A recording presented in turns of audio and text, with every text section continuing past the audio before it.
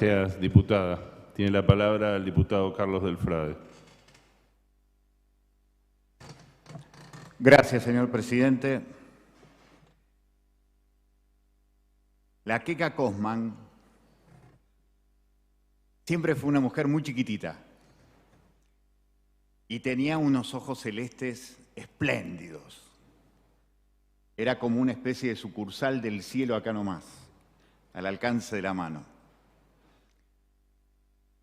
Cuando me contó la desaparición de Jorge, en 1975, me contó que siendo tan chiquitita, una maestra de Concordia,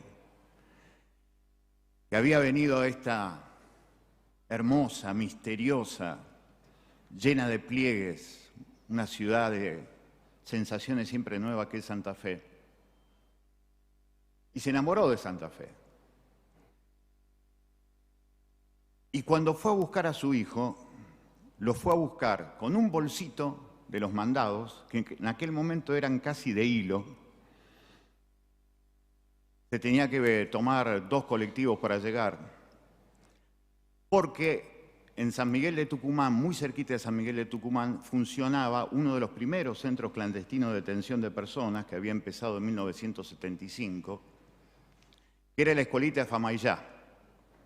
El otro centro clandestino de detención en la que muy bien dijo Clara García, que fue el principio de lo que significó el porqué del golpe, estrenado el 20 de marzo de 1975, que fue el albergue de solteros de Acíndar.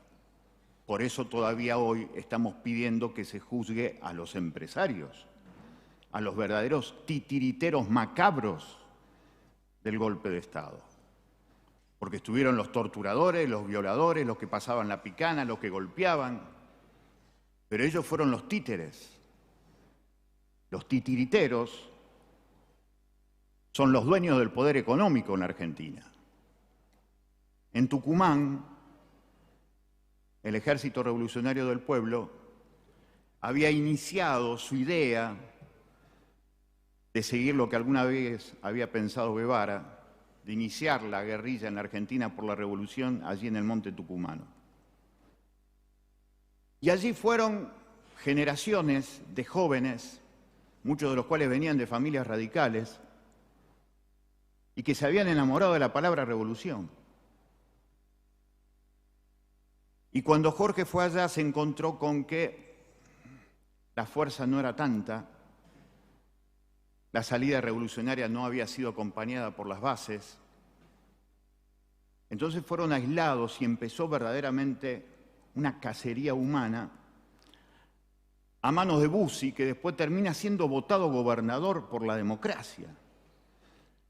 Y el que lleva adelante eso era un gran amigo del tipo que después nos lleva a Malvinas. Abdel Vilas era muy amigo de un tal Leopoldo Fortunato Galtieri, que después vamos a volver brevemente sobre él en esta historia. Crea la escuelita de Famaillá como primer centro clandestino de detención, ofrecido por los dueños de los ingenios azucareros, y empiezan a torturar salvajemente a esta muchachada que se había enamorado de la palabra revolución. La Queca Cosman llega hasta las puertas de la escuelita de Famaillá. 10 soldados la apuntan con los fusiles, con el FAL, fusil automático liviano 7.62. Le apuntan a esa señora chiquitita, de ojos celestes como el cielo. Le apuntan a la cabeza: váyase, señora. Si su hijo está acá, es porque un terrorista. Dice: no me voy, yo estoy buscando a mi hijo. Y en medio de las apretadas, de los gritos, ella, con el tamaño pequeño de su físico, con el tamaño enorme de las madres que empezaban a ser paridas en la historia argentina, grita desgarradoramente: ¡Jorge! Y se produce un silencio que hasta el día de hoy es recordado incluso por aquellos que la querían matar a Queca Cosman. El grito de Queca Cosman hoy fue saludado en esta Cámara. Junto a ella, Estaban otras madres que buscaban a sus hijos, una señora de La Plata, Eve de Bonafini, a quien en la comisaría cuarta de La Plata destruyeron a sus hijos. Y cuando Eve empezó a marchar con las otras madres, haciendo girar la cuerda de la dignidad del pueblo argentino en la Plaza de Mayo, Videla la llama por teléfono. Jorge Rafael Videla la llama por teléfono. Y le dice, si usted deja de organizar a las madres, yo libero a uno de sus hijos. Esta es posiblemente la primera vez que se cuenta esta historia. Y Eve dice, únicamente vamos a dejar la lucha si liberan a todas nuestras hijas y a todos nuestros hijos. Videla corta el teléfono y el resultado lo sabemos. Eve sigue dando vueltas por la plaza.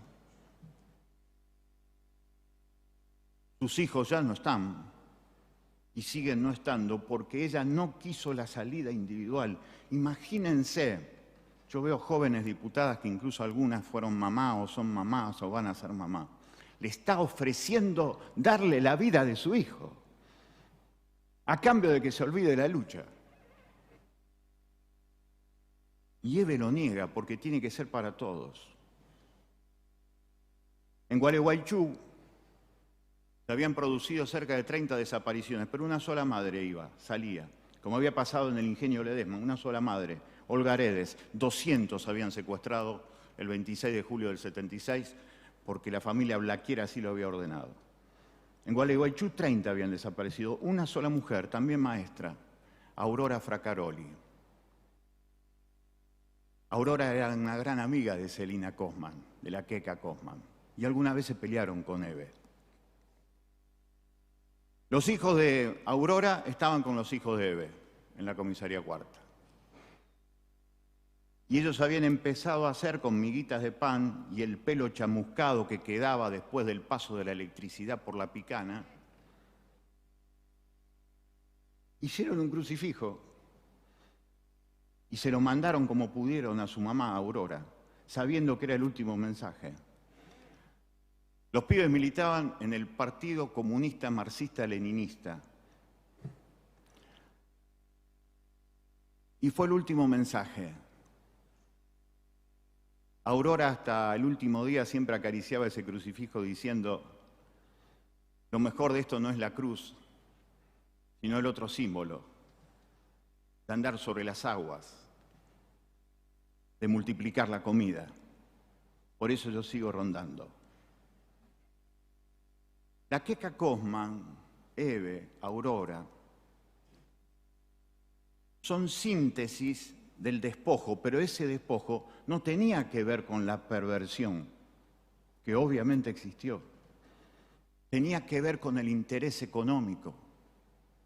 Este viernes se van a cumplir 45 años de la desaparición de uno de los más grandes escritores y periodistas que tuvo esta tierra, Rodolfo Jorge Walsh.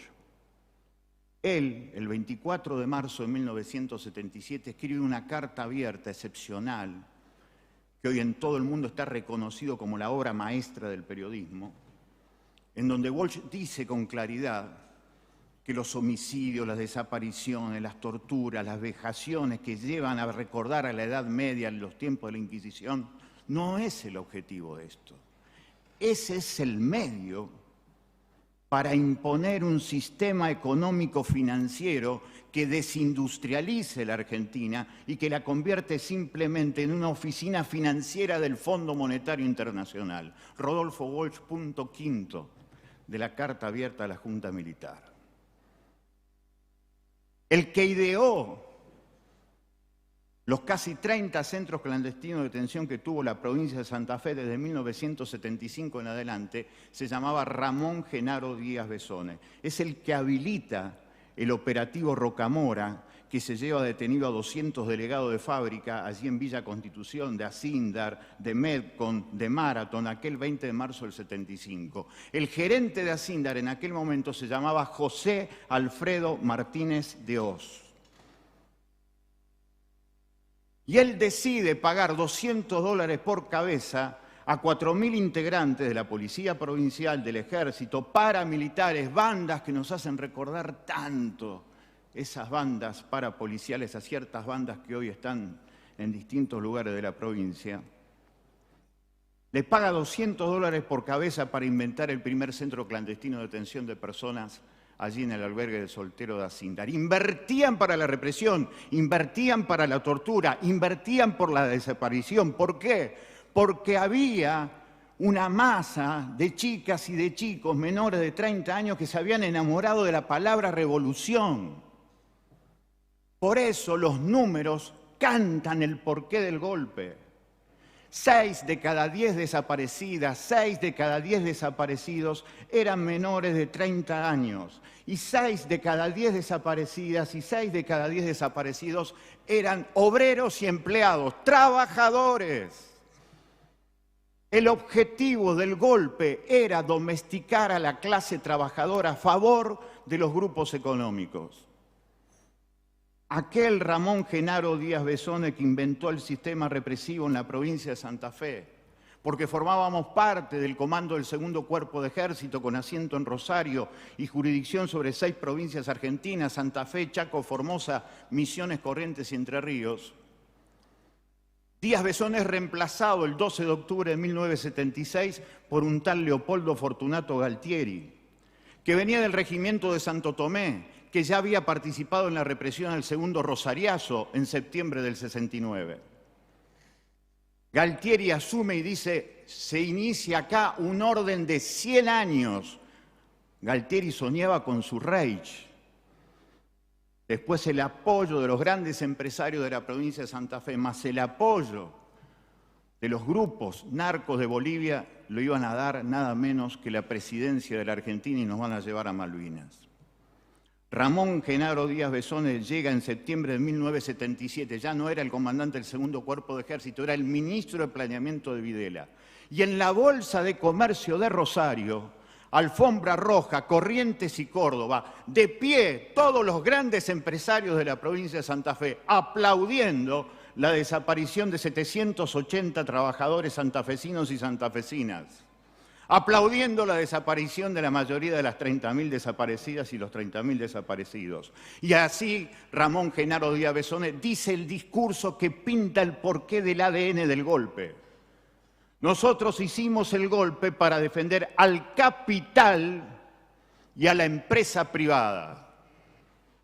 Nada de ideales sanmartinianos, nada de ser nacional, nada de patria. Había que sacar y eliminar a los molestos para concentrar la riqueza en pocas manos, extranjerizar la economía y subordinar lo productivo al esquema financiero. Para eso contaron con complicidad civil y contaron tal como funcionaba en aquel momento con los grandes medios de comunicación, fundamentalmente el diario La Nación. Se hablaba de la corrupción en la política, se hablaba de la casta política. 1975, porque cuando se ataca a la política se quiere domesticar al Estado para que simplemente sea el peaje apropiado para los sectores de poder. Se inventa el supuesto asesinato del mayor Larraure cuando se suicidó, la mayor mentira de la historia argentina, que termina después justificando el genocidio del 76. Y se llega entonces a lo que significó a partir de 1976 este genocidio, que tiene, como dijimos, como primer objetivo a pibas y pibes revolucionarios trabajadores. 318 intendentes de la dictadura fueron radicales. 169 intendentes del país en la dictadura fueron peronistas. Eso no quita todo lo que se dijo de Alfonsín, no quita ni una sola coma. Lo que hay que agregar es lo que después pasó. A partir de 1985 se reemplaza al ministro de Economía, sale Greenspan, entra Zurril, economía de guerra, pacto con el Fondo Monetario Internacional, punto final, obediencia debida, y Menem termina con el círculo de las leyes de impunidad, con lo que fueron los indultos. Por eso es maravilloso todo esto y por eso viene bien subrayar esas partes, pero también señalar esas complicidades. 46 años después, acá estamos nosotros. ¿Qué hacemos frente a esto? ¿Nos hacemos los distraídos frente a lo que está pasando institucionalmente en la provincia de Santa Fe? Con senadores imputados, con un diálogo roto entre diputados y senadores, con leyes que se caen, con un poder judicial que celebra los avances en tecnología de web y no la justicia porque no hay. Mientras Vicentín hace lo que quiere y dentro de poco le va a pedir al gobierno y al Estado que le reconozca la deuda que ellos no van a pagar. Colmo de la impunidad, que además deberían ser juzgados por la desaparición de 14 personas. 46 años después, acá estamos nosotros. ¿Nos hacemos los sonsos o peleamos por recuperar una Argentina para las grandes mayorías? Lo último que siempre cuento. ¿Quiénes eran los desaparecidos? ¿Quién eran las desaparecidas? En septiembre del 75, cuando estaba Ramón Genaro Díaz Besone como jefe del segundo cuerpo de ejército, se produjo una historia de amor de las tantas que existen en distintos lugares. Era maravillosa. Ella tenía 15 años, de la juventud guevarista, el brazo político de la secundaria del Partido Revolucionario de los Trabajadores, que tenía un brazo armado del Ejército Revolucionario del Pueblo. Él tenía 17 años, era militante de la UES, de la Unión de Estudiantes Secundarios, brazo político de la juventud peronista que tenía un brazo armado que era Montoneros. Se conocieron en la zona sur de Rosario, en el Saladillo. Se enamoraron, lo que debe haber sido la celebración del primer encuentro íntimo entre esos dos pibes. Finales del 75. Marzo del 76. Empieza la cacería humana.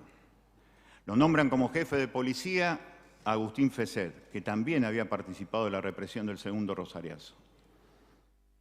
Y como suele pasar en los 340 centros clandestinos de detención que hubo en la Argentina, también en el Servicio de Informaciones de Rosario, el Auschwitz rosarino, por donde pasaron 1.800 personas detenidas y torturadas entre 1976 y 1979, según decía el teniente coronel González Roulet, en la causa 47.913, la causa Agustín Feset y otros, 1.800 personas detenidas y torturadas. Los pibes son los que más resisten la tortura. Le destruyen el cuerpo. 2 semanas después los llevan al primer piso, en la esquina de San Lorenzo y Dorrego. Le hacen levantar las vendas, absolutamente mugrientas, y se vuelven a ver esos pibes. Esos pibes que se habían enamorado a partir de la chicana, porque él le decía a ella: vos hablas de trabajadores, pero el único líder de trabajadores que tuvo la Argentina era Perón, y ella lo chicaneaba a él diciéndole: vos decís que un milico va a hacer revolución en la Argentina. Chicana va, chicana viene, se enamoraron. Cuando llega esto, ya en agosto del 76, primer piso de San Lorenzo y Dorrego, se levantan las vendas mugrientas, se ven el cuerpo morado, los rastros de la picana eléctrica, saben que van a morir. La piba le dice a él: te pido como último favor que me cantes una canción de amor de despedida.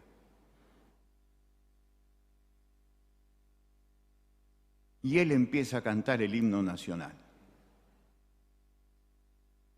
Lo canta una vez, lo canta 2 veces, lo canta 3 veces. Esta historia me la contaron 2 de los torturadores de ellos. José Rubén Lofiego, personaje siniestro. Mario Alfredo Marcote, otro. y Rodolfo Segarra, el padre de uno de los desaparecidos. Fue impresionante porque en la memoria de los torturadores el relato era así. ¿Usted sabe, Delfrade, usted que habla de todas estas cosas? Y hubo uno que se animó a cantarnos el himno en la cara. Y lo dejamos cantar. Esa es la versión de los torturadores. La otra versión de los sobrevivientes es que cuando cantaba el himno, eso hacía como una especie de círculo mágico protector que para los que habían desplegado toda su perversión contra ellos, cantar el himno era como una cuestión de anillo protector, no lo podían tocar. Tiene que venir el más asesino de todos, Agustín Fesset, al cual alguna vez López Rega le ofreció ser el jefe de la AAA, y con su pistola Magnum le vuela la cabeza a los dos. ¿Por qué llega la historia hoy, 46 años después?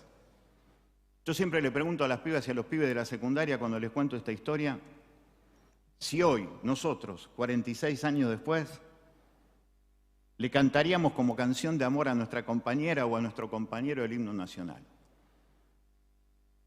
Y la respuesta más sincera es que no. Que no se cantaría como canción de amor de despedida el himno nacional a nuestra compañera o a nuestro compañero. Eso es lo que querían arrancar. Y a eso le tuvieron miedo. A chicas y chicos que eran capaces de sentir que el himno nacional era la mejor canción de amor para saludar a la persona amada. Porque el himno sigue diciendo esa belleza extraordinaria de que algún día vamos a vivir con gloria cuando en el trono de la vida cotidiana esté la noble igualdad. Gran canción de amor. 46 años después, hay que democratizar la democracia, no hacernos los distraídos. El poder económico nos quiere subordinar a ser una colonia. Ya hay propuesta de dolarizar la economía, de eliminar la moneda nacional, de eliminar el Congreso Nacional. Reaccionemos. Democratizar la democracia, hacerla transparente, para que la mayoría de nuestro pueblo sepa que en la memoria también están las condiciones imprescindibles para tener esperanzas. Muchísimas gracias, señor presidente.